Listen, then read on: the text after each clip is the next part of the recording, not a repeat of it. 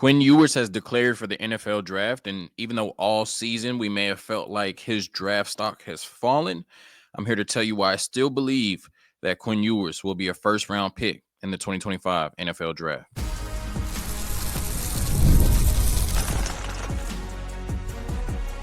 You are Locked On Longhorns, your daily podcast on the Texas Longhorns. Part of the Locked On Podcast Network, your team every day.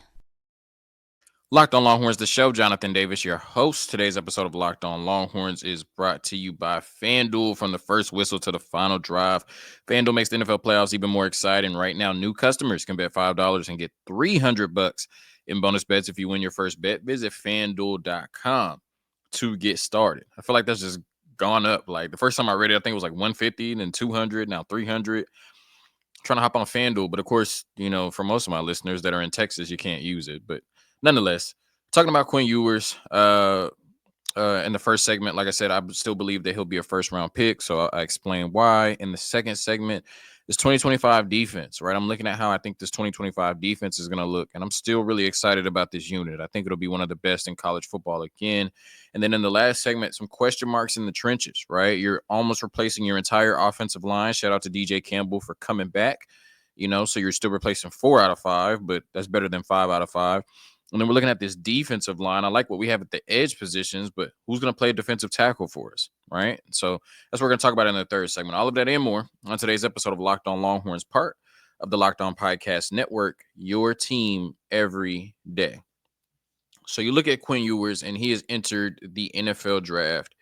And my initial reaction to that, we knew he was entering the draft, right? But, my initial reaction to that was like, damn.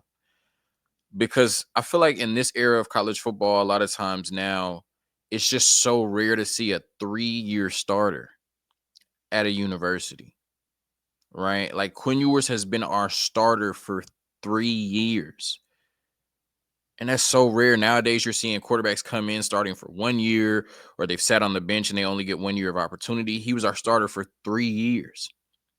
Like the last 3 years of Texas football, even though we've seen Malik Murphy and Arch Manning get in there due to injury, has been led by Quinn Ewers. And now you have to move on, right? Now there's less anxiety, there's less uncertainty when we've seen Arch Manning play and his name is just Arch Manning, right? I mean, a lot of people are excited to make a quarterback change, right? But it's just the fact that, like, how rare is it to see a quarterback start for 3 years? Like I started this podcast in 2022. So now I'm going on year 3 in this podcast. Since I have started this podcast, Quinn Ewers has been the starter. Even though I started in the offseason going into 2022, right? But I've been doing this podcast for 3 years, and Quinn Ewers has been the starter since I started this podcast. Right? It's just crazy to think, but I'm happy for him moving on to the NFL draft. He's played his last game in a Texas jersey. And I did get a little sentimental, but, I'm still be rooting for him in the National Football League.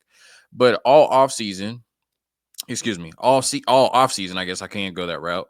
Quinn Ewers is a Heisman favorite, first round pick. And I thought that he had a really good season, but, in the biggest moments against the best teams, we did see some of Quinn Ewers' biggest flaws come out, right? In terms of just that pocket presence, not being mobile, being turnover prone at the wrong times. It felt like in the big games against Georgia and Ohio State, Quinn Ewers couldn't make that play to get you over the hump, and because of that, and because we're Texas fans and we watched every single snap that Quinn Ewers played, and then just a lot of people watched him in the big games there, he couldn't get it done. There was this kind of narrative over the course of the season that, okay, he's falling out of the first round, right? He doesn't look like a first round pick. And you look at a lot of mocks now compared to at the beginning of the season, they had him in the first round and now they have him in the second round. So generally, I do think that Quinn Ewers over the year, his draft stock fell more than it rose. But I still think that Quinn Ewers will be a first round pick. And I really got this idea from the segment from Steven from Fanatic Perspective, because he had tweeted when Quinn Ewers declared, mark my words, by the end of the draft process, he will be a first round pick. And I got to thinking about it. And I'm like, you know what? I think Steven is right. And I'm going to outline the reasons why I think that Quinn Ewers, regardless of what we saw this season, the good and the bad, and regardless of this overwhelming narrative that his draft stock is falling and he's not a first round pick, I still think he'll be one of the first 32 players taken in April in the 2025 NFL draft. The first reason is you look at the other quarterbacks in the draft, right? This isn't just the strongest quarterback draft where you can let a potential talent like Quinn Ewers fall to the second round, right? I think when we look at this quarterback draft, there's two names at the top that I think overwhelmingly everybody would say consensus are the top two quarterbacks. These top two quarterbacks are, potential game changers, franchise quarterbacks, should be taken in the top 5 to 10 picks, right? Shadur Sanders from Colorado and Cam Ward from Miami. When I look at those two guys, they look like a cut above the rest. You know, outside of that, I think it's a toss up, right? I looked at Mel Kiper's top 10 quarterbacks in the draft since Quinn Ewers is declared. He had Shadur number 1, Cam Ward number 2, then he had Jackson Dart number 3, right? I do think that Jackson Dart, just with his big game ability, the way he's played in some big games, his ability to use his legs, right? He's really athletic, can get out of trouble, but that's something we saw Quinn Ewers struggle with. He's more of an athlete. And I do think that, like I said, in the bigger games, he was more consistent passing the ball and just being able to make plays with his legs. So if I was making a decision, then I probably would have Jackson Dart over Quinn Ewers as well. But to me, it's not a situation where it's Shadur and Cam Ward, where Jackson Dart is just no question about it. He's better than Quinn Ewers, right? I would not be shocked if an NFL franchise looked at Quinn Ewers and said, we like him more than Jackson Dart. So you're looking at Quinn Ewers and Jackson Dart, and I think that they're, one team might like Jackson Dart better, another team might like Quinn Ewers better. Then you're looking at Jalen Milroe, and I just didn't think Jalen Milroe had a great season. Obviously, what he brings to the table when you look at a player like Lamar Jackson, a player of that caliber, it's very intriguing because Jalen Milroe could go out there, even Jaden Daniels, right? What Jalen Milroe brings to the table in terms of his legs, it's so hard to account for that for a defense, right? The fact that at any point your quarterback can take off for 40, 50 yards, right, and hit his head on the goalpost. The fact that your quarterback may be the fastest player on the field, that's just really tough to account for. But I just didn't think that Jalen Milroe had a great season. And for me, it would be tough to take a player like Jalen Milroe and just have the utmost confidence that he'll turn into a good enough passer to win games in the National Football League. I think most evaluators would look at Quinn Ewers as a safer bet, even without the athleticism, over Jalen Milroe. So the point is that outside of Shadur and Cam Ward, Quinn Ewers has an argument to be the third best quarterback in this draft. And I think that will be good enough to get him taken in the first round. The next thing is how Quinn Ewers represents himself. You can say what you want about Quinn Ewers and him in certain moments and stuff like that on the field. I think off the field, he's always represented himself as a leader and a franchise quarterback, somebody who's always led through his faith and somebody that players have always wanted to get behind, right? You've never heard any bad thing about him from his coaches, from his teammates. They want to follow him. He stepped up as a leader. And every time I've ever heard Quinn Ewers speak, he's always said the right things, but it didn't just feel like he was saying the right things. It felt like he embodied the right things, right? When I listened to Quinn Ewers, anytime that he was talking, he was humble. He was profound. Like I said, he led with his faith, and he represented himself like the face of the University of Texas football team. And I believe that he'll do the same thing for an NFL franchise. When he's going to be in these interviews, right, talking to these teams that are going to have to invest in Quinn Ewers, I believe that it's not going to be hard for these teams to fall in love with him, right? Because of the way that he carries himself, the way that he represents himself. Like I said, he's humble. He leads with his faith. He really, to me, is going to be able to sell to these NFL franchises that he can be a franchise quarterback. He's willing to learn. He's going to come in and do whatever it takes to be the best player that he can be, right? We saw that over the course of, his career at the University of Texas, growing as a leader, getting more in shape compared to what we saw in 2022, cutting the mullet, right? Becoming more of a professional. And I think that attitude is going to go a long way with NFL evaluators. The next thing is his ability to make throws in shorts, right? Like, at the combine, at the pro day, he's not going to have the Ohio State defensive line chasing him, right? He's not going to have the Georgia defensive line chasing him. He's going to be in shorts making those throws with that, revered arm talent that we've heard about for years with Quinn Ewers before he even got to Ohio State, from South Lake Carroll, from even before South Lake Carroll, right? If you're talking about quarterbacks being able to make throws in shorts, Quinn Ewers is going to be up there with the best of them, right? Obviously, like I said, when we saw, the Georgia and the Ohio State defensive line chasing him, Quinn Ewers wasn't at his best. But over the course of this draft process, he's going to be in shorts, throwing routes on air. And there are few quarterbacks that can look prettier throwing the ball than Quinn Ewers, especially in shorts. And I think that, over the course of the offseason, over this draft process, pro day, combine, things like that, he's going to really wow NFL evaluators with the type of throws that he can make, right? And somebody's going to say, because all it takes is one, somebody's going to say, if we get him into our program with the type of throws that he can make, we can make him into one of the best quarterbacks in the National Football League. And then I think there's enough NFL teams that need a quarterback that would make Quinn Ewers a first round pick, right? Supply and demand. When you look at it, I think the Raiders absolutely need a quarterback, right? Between Gardner Minshew and Aiden McConnell. I don't think either one of those are the answer. The Browns, Deshaun Watson, whatever's going on with him. And then you got Jameis Winston. They need a quarterback. The Titans, I know they're not sold on Will Levis, nor is anybody probably outside of Will Levis's family. The Jets, who knows if Aaron Rodgers will ever play football again? And even if he does, he's only 40. He's only 40. He's already 40, going on 41. So, he probably has 1 year left at best. And he didn't look good this last year that he played. It's probably time for them to move on. The Giants, we know they're in the market for a quarterback. The Saints, they need a quarterback. Those are the ones that definitely need one, right? That's 6 teams right there. I would assume that more than just 2 of them are going to take a quarterback, maybe more than just 3, which I think if 4 quarterbacks are taken in the first round of the NFL draft, Quinn Ewers will absolutely be one of them, no doubt in my mind. Then I look at it, the Steelers and the Colts, right? The Steelers have Russ and Justin Fields, but maybe they look at it and say Quinn Ewers can be different than both of them. But that's a big if. And then the Colts, they just took Anthony Richardson in the first round a couple years ago. That doesn't look like it's working out. Are they ready to move on? Maybe, maybe not. I wouldn't be super shocked. Nonetheless, there's enough going in Quinn Ewers' favor that I think in this draft, where he's arguably the 3rd best quarterback in it, he will still be a first round pick in April when it's all said and done. A quick word from our sponsors, and then we talk about this 2025 defense that's on the horizon. This defense in 2024 was amazing, led by Pete Kwiatkowski, and I think they can be just as good in the 2025 season we discuss.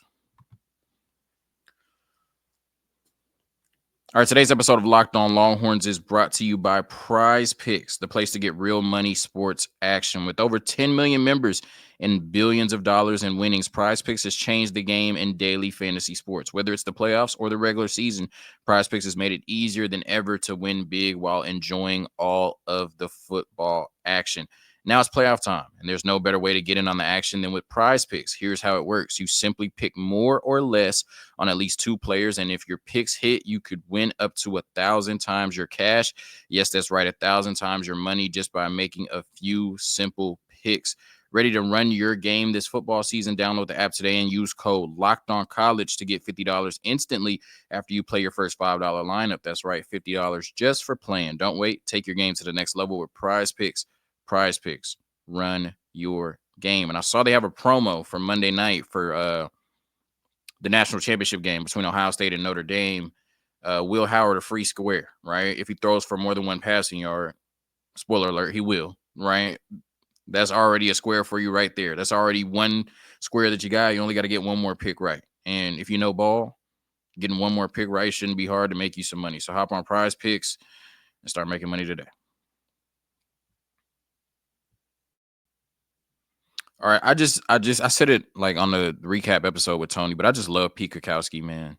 I don't even know if I be saying his name right. I remember one time somebody told me like I was saying his name wrong in the comments, and I don't think I've ever adjusted how I've said his name since then. So, Pete, if you're watching this, I apologize, but just know it's all love. Like it's all love, bro. And you just got one of those names that you would just have to live with, people saying it wrong, but it's not indicative of how I feel about you, Pete.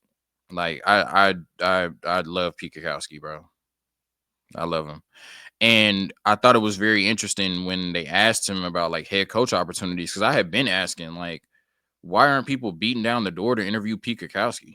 You know what I'm saying? Like it was shocking to me. I'm like, why does nobody want him? But it just doesn't seem like he, not that he would just turn down every opportunity. Like not like he's just come out and say, I will never be a head coach. But he said, I like to stay in my lane. I like to coordinate defense. I like to do what I do. And he does it at such a high level. And, you know, based on everything we've seen. I mean, I haven't heard anything about him taking any interviews or going anywhere, so it seems like he'll be back. And just the transformation he's made with this defense over the last couple of years has been special, right? Because we remember the days at the University of Texas where we couldn't stop a nosebleed. Like, I mean, it was ridiculous what teams used to do to our defense, right? With talent all over the field. I mean, maybe not the level of talent that we had this year or, the year before that, but we had enough talent to be able to be a great defense, and things were leaky. They were bad. And even in 2021, when he got here, they were bad. But I thought 2022, like I said, in those big games, we really started to show up. It wasn't consistent, but against TCU and Alabama, two of the best offenses we faced that year, we held both of them, or I guess not both of them, under 20 points, but Alabama scored 20 and TCU scored 17, right? So on average, they average less than 20 points against you, right? Then in 2023, Tavondre Sweat and Byron Murphy both being All-Americans, they step up, right? And this is a really good defensive unit all year. I felt like in 2023, the defense was more consistent than the offense was. And maybe you can say the same thing in 2024. But a lot of people were like, okay, you're losing Jalen Ford, you're losing Byron Murphy, Tavondre Sweat. Will you be able to have the same type of defense that you did in 2023? And in 2024, statistically, in a lot of ways, they were even better, right? And then now you look at this defense and you say, okay, you're going to lose guys like Jahdae Barron, Andrew Makuba, Michael Taft made the decision to come back, Alfred Collins, Vernon Broughton, David Benda. Will this defense be able to be the same? But I'm looking at the players that we're going to have on this defense next year, and I'm like, why not? Why can't this defense in 2025 be just as good as they were this year? Obviously, Jahdae Barron is not just you're losing a player. I mean, you're losing a Thorpe Award winner. I mean, Alfred Collins and Vernon Broughton were beasts up front, but we didn't think we could replace Tavondre Sweat and Byron Murphy. And this defense was still good enough to win a championship, right? I think with the level of talent we have, with the way that we've recruited, we're not done in the portal. And then Pete Kwiatkowski coordinating this defense. Like I said, why can't they be one of the best units in the country? I mean, this defense is special, right? You talk about what's coming back, what you have to work with next year. What tools does Pete Kwiatkowski have in his toolbox, right? What cars does he have in his garage? I mean, you're starting with a Ferrari. I should say Lamborghini because half the team, it feels like, has a Lamborghini. But you're starting with a Ferrari and Colin Simmons. It's crazy how fast. But you just know, like, there's just those guys that you just know off top, right? And we knew we had to get him from Duncanville. Like, we knew he was going to be a superstar wherever he went. And I'm so glad he stayed in Texas at home. But Colin Simmons, bro, like, it's funny how he started off the year as just like a rotational pass rusher and then ended up the year as one of the best players in college football, regardless of position. Like, by the end of the year, teams were saying we cannot let Colin Simmons beat us. And he wasn't even like a day one starter. A true freshman, bro. He was in high school last year. And by the end of the season, teams are saying we have to game plan for Colin Simmons. We cannot let Colin Simmons beat us. It is a blessing, such a luxury that we have him for 2 more years at the University of Texas. But the version of Colin Simmons we're going to see next year is, I mean, it is scary. I mean, is it crazy to say that Colin Simmons will be a top 10 player in college football next year, period? Like, regardless of position? I don't think it's crazy at all. Just like it's not crazy to say Jeremiah Smith will be a top 10 player in college football next year, regardless of position. We have an NFL edge rusher right now, like a premier NFL edge rusher right now on this defense as a sophomore. It's going to cause a lot of people hell next year. Then you're bringing back Trey Moore, right? I thought he started off the season slow, but really hit it off strong. And the last part of the season, remember, he didn't have a sack the first like 7 or 8 games, still ended up with 5.5, hella tackles for loss, a bunch of, or not a bunch, but he had forced fumbles. I think he even had an interception at one point. Like, Trey Moore was a game wrecker, right? So you're coming back with the edge positions, one of the 3 most important positions in football, and you have Colin Simmons and Trey Moore. That's a hell of a duo.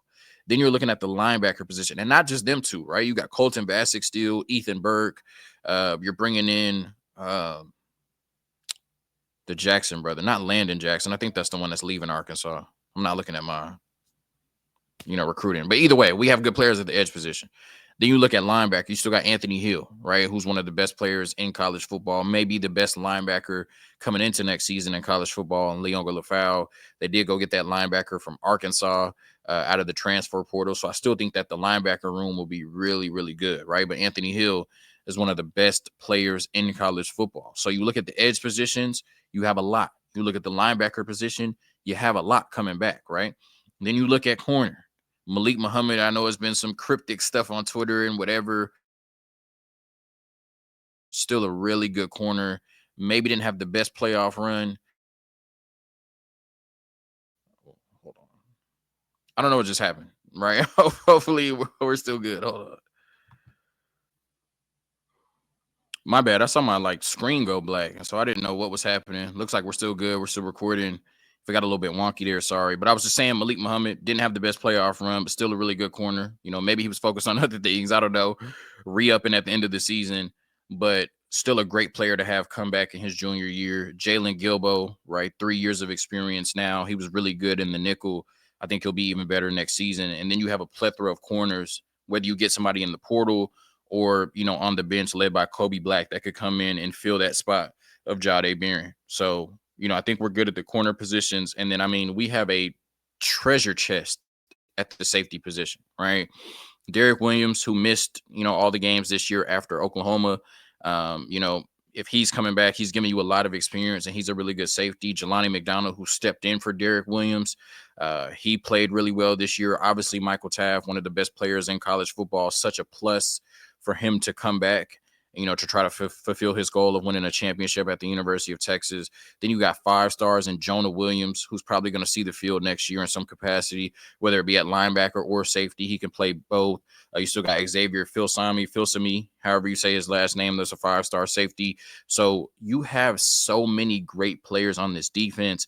And like I said, you're still going to be able to go out and get another elite player or really good starter in the transfer portal. Pete Kukowski should have this 2025 defense, just like 2023 and 2024, as one of the best units in the country going into next season. Quick word from our sponsors again, and then we talk about the trenches where I do have some question marks about this Texas football team. All right, today's episode of Locked On Longhorns brought to you by FanDuel. From the first whistle to the final drive, FanDuel makes the NFL playoffs even more exciting. Right now, new customers can bet $5 and get $300 in bonus bets if you win your first bet. That's $300 to keep the action going. Just visit FanDuel.com to join today and get started with $300 in bonus bets. That's FanDuel.com. Make this playoff season unforgettable with FanDuel, an official sportsbook partner of the National Football League. So I remember coming into the season, one of the biggest reasons that we thought that we would beat Oklahoma and Michigan is because they were replacing their entire offensive line. We looked at it and said, Texas is bringing back their entire offensive line. Michigan and Oklahoma is replacing their entire offensive line. That is just really hard to overcome. And we saw that over the course of the season for Oklahoma and Michigan. Their offensive line units, them having to replace all 5 starters, just did not bode well for them, right? And 2 teams that had a lot higher expectations than their actual output were not able to live up, in large part because they did not have great offensive line play. And I know Texas has recruited really, really well at the position. And Texas did get a huge plus in DJ Campbell, the former 5-star, saying he's going to come back, right? So now that is a right guard that you have at that position who has started the last 2 seasons for you. But Texas is still replacing 4 out of 5 offensive linemen. And so there will be a question mark going into the season of how well this offensive line can perform. Now, I think you have the players to do it, obviously. We've seen Trevor Gooseby step in. He stepped in against Texas A&M and had a really good game, and against Georgia, not so much, for Kelvin Banks. But he showed that he could be a formidable left tackle, right? Just based on what we've seen and everything we've heard. I think that he could be a solid left tackle for sure. Obviously, probably not Kelvin Banks, but good. Okay. Cole Hudson, I would assume, would come back and be a starter at either left guard or center. I think Cole Hudson in his time here now, and in the 4 years at the University of Texas, or 3 years, has been a really good spot player for Texas. If he starts at left guard, I'm not sure who the center is. If he starts at center, I'm not sure who the left guard is. So that's a question mark that needs to be answered. Obviously, DJ Campbell, you're comfortable with him at right guard. And then Brandon Baker, the former 5-star out of California, I like him a lot, but stars don't always translate to success. We got to see him on the field and see how he performs. So I think this offensive line will be good. And I'm a Texas fan, so I'm hoping, you know what I mean? I'm praying for it. I need it to happen, but we just don't know because we haven't seen the majority of these guys yet. And you're replacing almost your entire offensive line. And we see how that's traditionally gone across college football. I think Texas will be fine, but we just don't know until we actually know. Until the season starts. And then defensive tackle. Like, you've now run out of all those big beasts that Tom Herman left you. You lost Keandre Coburn and Moro Ojimo, but it was like, oh, okay, but you got Tavondre Sweat and Byron Murphy. And then you lost Tavondre Sweat and Byron Murphy, but it was like, oh, okay, but you got Vernon Broughton and Alfred Collins. But now who do you have? Right? I know that I think Sadir Mitchell, like, entered the portal, came back, and then entered the portal again. I'm pretty sure, like, that's how that went. So, I mean, you got Alex January, sophomore out of Duncanville, maybe redshirt freshman. I don't think he played that much, but like, who do you have in the trenches that you can say we got two great defensive tackles again? Right? Who are going to be our defensive tackles? I'm not sure about Jermaine Lole and Bill Norton, like, about their eligibility or if they're coming back. Maybe so. Obviously, you can always go get a guy in the portal. I don't really ever remember just too many great defensive tackles being in the portal besides Bear Alexander, but he might quit on you after 2 games. Right? You say you never know. So bottom line is, I do think this is going to be a really good football team, but I do have questions about the offensive line and the interior of the defensive line. And as we've seen over the last couple of years, those are positions that win a lot of games for you. Thank you for tuning in to another episode of Locked On Longhorns, part of the Locked On Podcast Network, your team every day. Hook 'em. Peace.